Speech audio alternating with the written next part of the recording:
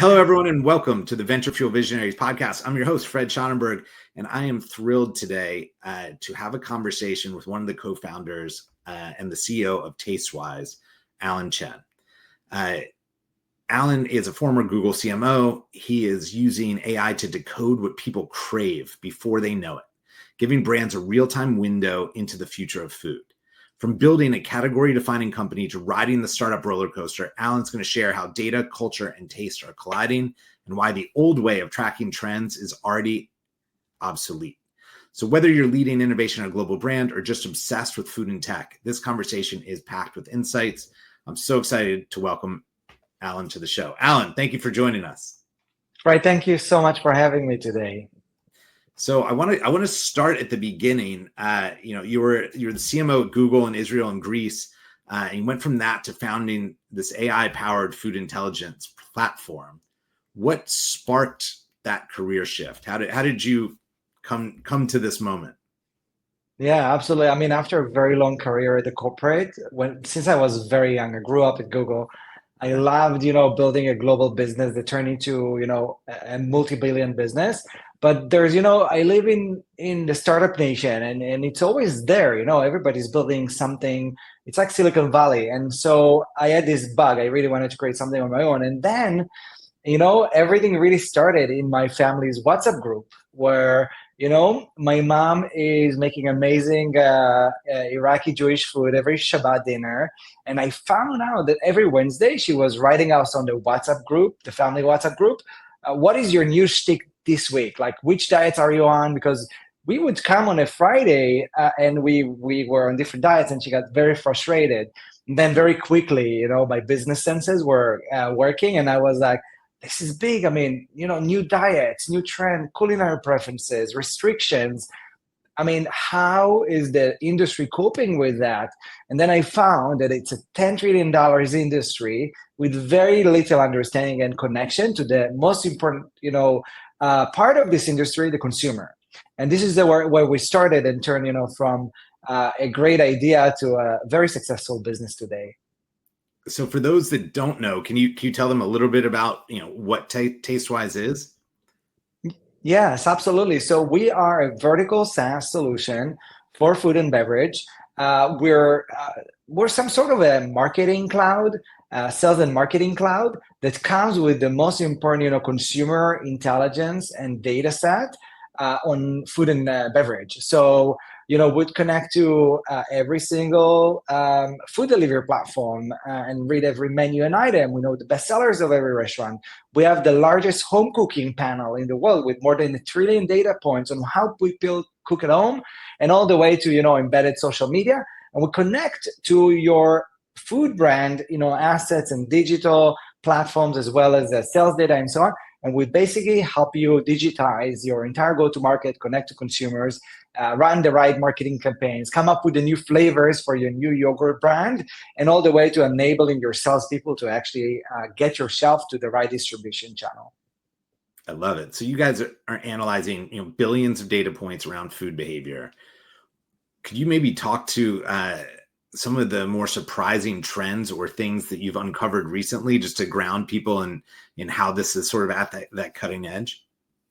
Yeah, absolutely. The interesting thing is that trends, even if it seems like they're just popping up now, there is a foundation with human need or consumer behavior that's much longer. One of the trends we've been analyzing, for a very long time now, the Dubai chocolate, right? Yeah. It's just like a culinary trend, but actually, if you look at the underlying, consumer behavior,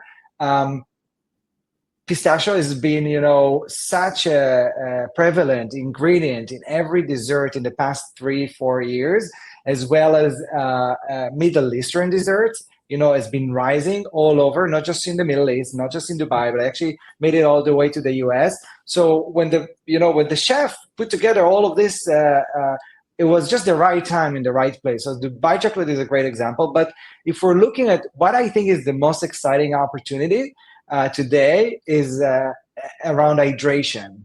And you would say, what's hydration?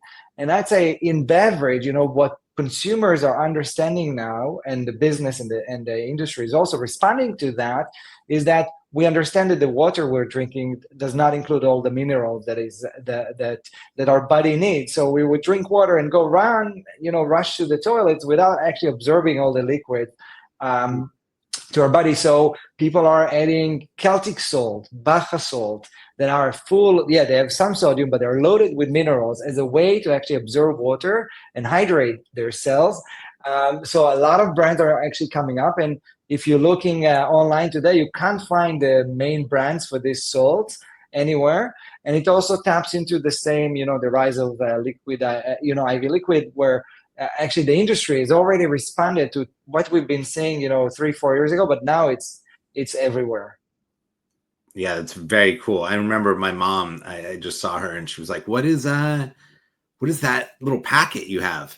And I was like, oh, it's basically salt to put in my water. She was like, why would you do that? And I'm like, don't worry, you'll read about it soon enough. There you go. Cool. Yeah, so hydration is big. Another trend we've been following very carefully for a long time is actually fermentation. Do you remember, the rise of kombucha? Sure. People understood that fermenting on fermented mushrooms in this case is highly nutrient for your gut. Your gut health is your brain health, and so there's an involvement, moving, to the comeback of kimchi, fermenting, pickles at home, and all the way to the crazy trend around cottage cheese that is, mostly fermented in, product that you can add to your to some flour and create a baked good, or add to your eggs and whisk it and create a great high protein omelet. It's also more nutrient and good for your gut. So that is another trend that's evolving and actually becoming bigger and bigger. So cottage cheese is already there. Kombucha is already there. What's next? Another fermented good that is easy to put together in your kitchen into a new dish. And so watch this space as well. Very interesting. How is AI changing the way food and beverage brands are making decisions about innovation? I mean, I've certainly seen it from years ago, how innovation was ideated upon. And I'm curious how, obviously Tastewise would be at the center of this answer, but how is AI changing how innovation is happening at large companies?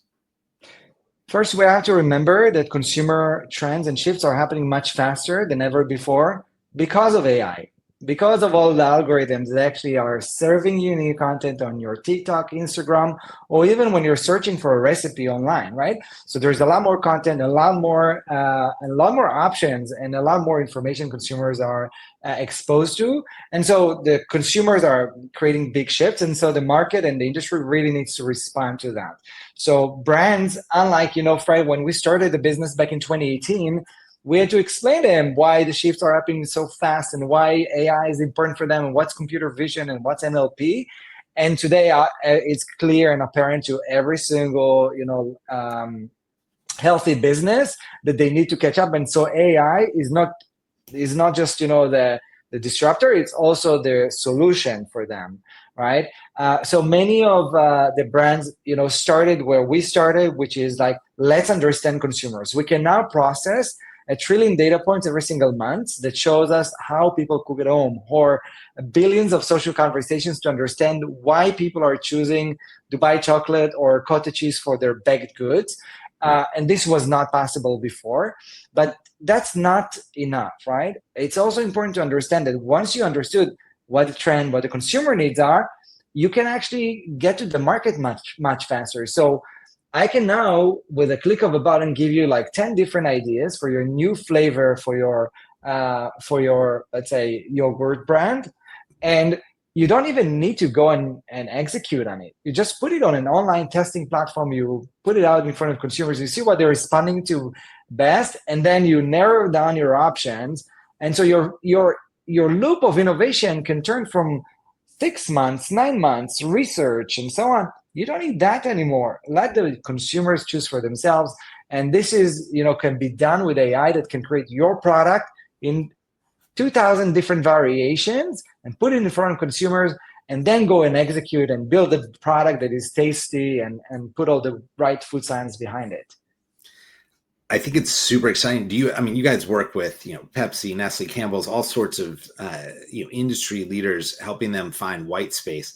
Is there an example of maybe a case, right, or something that you could share a little bit where a client of yours saw an insight and then acted on that to drive some sort of, new opportunity? Yeah, absolutely. So I will not name the brand, but basically we've worked with one of the largest, fruit and vegetables brand in the US. And 5 years ago, we helped them see that Gen Z is using, they're using frozen vegetables with their kitchen appliance air fryer Ninja. That was not as, it was just getting into the markets back then, and we helped them repackage their product and put an air fried version of their frozen line and triple their profit.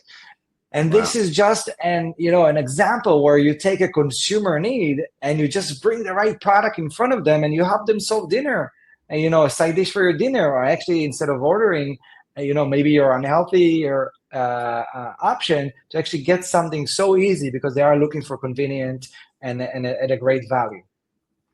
Very cool. I love that. I also love having the vegetables from the air fryer. So it's good to know you guys spotted that early. One of the things we were talking a little bit offline ahead of time is, first, congratulations on the $50 million Series B.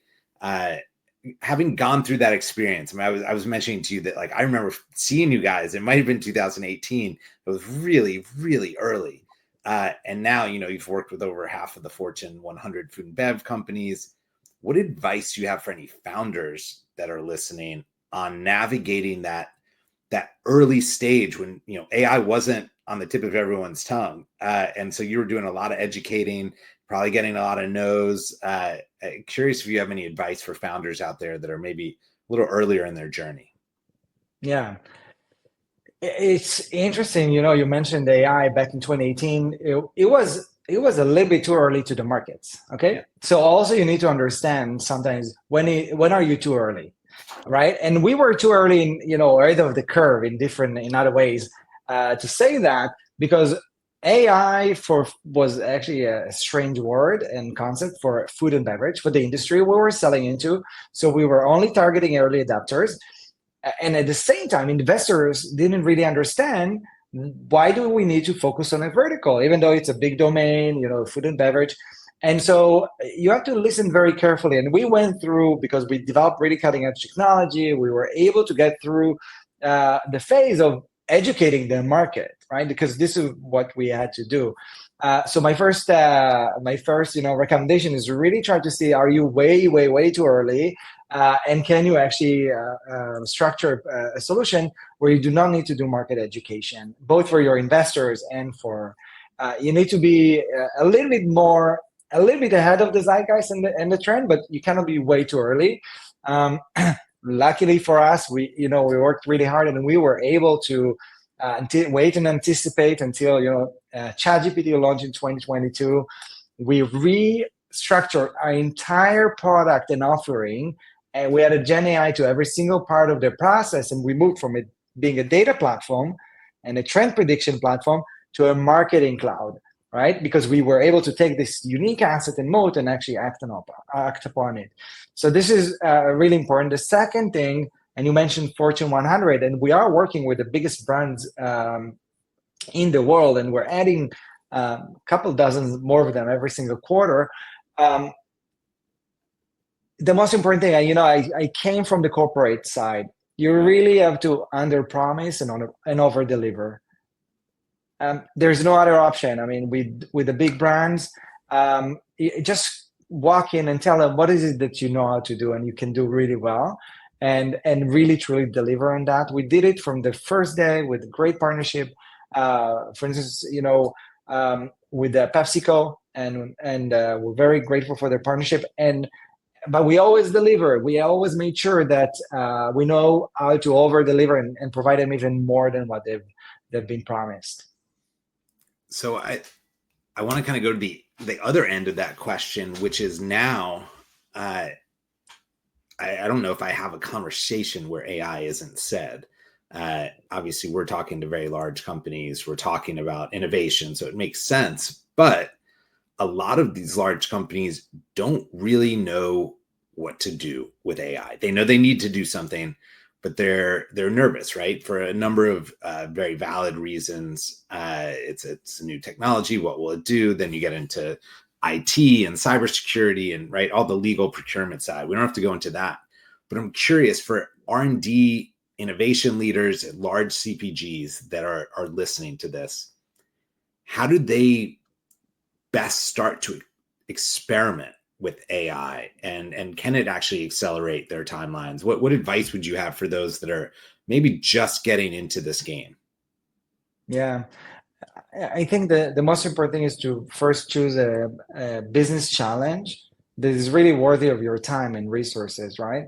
So everyone wants to adopt and so on, and it's a cool project, and then you move on to the next. You really, if there's something so important for you, then you will invest the right time, and you'll get your legal and procurement teams behind you because they understand the upside of solving this with cutting edge technology. So this is really, it's important not to be, to become just a nice side project, but actually to see how you can be helping your core business and challenges. This is the first thing. The second thing, and this is something, Gen AI and a lot of startups out there have a lot of money for sales and marketing. So they come in and they sell you everything. And then you really need to think about your edge, your food brand. Is your edge really to develop IP around Gen AI? Mm. Is it really worthy of your time? Not just to develop and implement, but also to maintain. Maintaining software at an enterprise grade takes a lot of resources and efforts. And these are, the preliminary questions that come to my mind, that I'm having these conversations constantly with leaders. And I think you really have to be suspicious of when you're being pitched. And really the most important thing is to actually find references to successful comparables. Because again, as I mentioned, the generic Gen AI solutions, they raise a lot of money, they have a lot of sales and marketing, and they come to you and they put together great presentations. But show me, the real productivity and the real outputs of similar and comparables. Otherwise, you're getting into high risk, experiment. And thinking about your Gen AI IP, where does it sit? Is that really what you're gonna be making your valuation or business on? I doubt it. It also reminds me, Fred, back in 2018, when I've been out in the market and built my food trends platform, I really, I got a lot of commentary from investors telling me, oh, we just spoke to this and that CPG and food brand. They're working on their own trend prediction platform and so on. Today it's 2025. None of them have anything of that sort. They all get great partners and vendors like Tastewise that help them do that, because this is not the core business. The core business is great, great products, bring it to consumers, work with the distribution, and this is my 2 cents. Alon, I think you just touched on something that I love, and I'm very curious to dig a slightly deeper on. And the way I would frame it is this idea of buy, build, or partner, right? If you're a big company, you have the ability to go in any of those three lanes, and you became a big company because you're great at building, right? And to your point of what's your edge, if you're in the food and beverage space, you became great and big because you built a brand, you built a better chocolate bar, whatever that might be. And so there's this moment with Gen AI, big companies tend to have this bias toward building, I've noticed, right? Because that's how they got big. They want to protect their IP. And so I'm sure most of the big companies have either thought of or are exploring, how do we create our own trend predictions? How do we do our own Gen AI version of iterations? And the tools are making it pretty easy to spin up some version of that. What advice do you have for them on why it makes sense? And I think you just answered it, but I'd love a little bit more depth on it, which is like, is this your edge? How do you maintain it? Like, can you go a little deeper into that? Because that's something a lot of big companies are wrestling with right now. Should they do it themselves? Yeah. Here's the thing. I mean, big brands were built because they have like the essentials, right? They understand the consumer, they know how to bring the products to market. But sometimes they have an edge with supply chain, with unique portfolio, with unique access to distribution, with unique brands that they're capitalizing on, and cross-selling and so on. If you know what's your core differentiator, you can build some IP around that, and technology and Gen AI can be part of it, but it cannot be across your basic, business execution needs, like your supply chain and your consumer trend analysis and your sales enablement and your marketing demand gen. It's just like not a possibility, because then you'll turn yourself into a tech company and you don't have the margins nor the resources internally to become one. And so you have to be modest and humble and think about, where is my edge, and what am I how am I differentiating myself with Gen AI. It is a difficult process because there's a lot of top down desire to build IP around that. But here's my indicator: if you haven't built any unique tech and digital capabilities that really made a difference for your product to date, I'm not sure it's going to be possible into the future, even though it may feels like Gen AI is easy to execute. There are so many challenges building a reliable enterprise grade solution with IP, with legal, with unique data and precision, accuracy, calibration. And you just have to be thinking about your limitations. We do have some cases where we have our out-of-the-box solution. We give you your marketing solution, your innovation solution, your sales solution, and sometimes you need something unique. We'll help you come up with that. And if you need to go to another vendor, we'll show you what's the right one. But you have to be genuine to your core values and not just spread yourself too thin. Yeah, I think it's awesome advice. All right, so we're going to do something fun here at the end. Just a quick fire closing round. I'm going to hit you with a couple of fast questions, whatever comes to mind. We'll kind of go fast here at the end. So what's one food trend you think is overhyped? Dubai chocolate. What's your go-to snack when you need to focus? I love cottage cheese with some honey. Nice. All right. All right. What is one book or idea that shaped your thinking as a founder? The Tipping Point by Gladwell is really made a difference in how I think about analyzing trends and making new trends and getting your brand out there. I love it. All right, so help me finish this sentence. The future of food is blank. Indulging, healthy, and sustainable. Indulging, healthy, and sustainable. I love it. Alon, I want to thank you for taking the time for joining us today, and everything you're doing to spark change in the industry and what you're building. It's been a joy to watch you all grow, and I can't wait to see what's next for you. Where should people go that are interested in learning more about what Tastewise does? Is there a good place you'd like to guide everyone? Yeah, tastewise.io or our LinkedIn. We have so much content. There's a lot to learn about different food trends and how to build a great food brand and marketing operation. Awesome. Well, thank you again. It's been great catching up. Thanks for having me, Fred.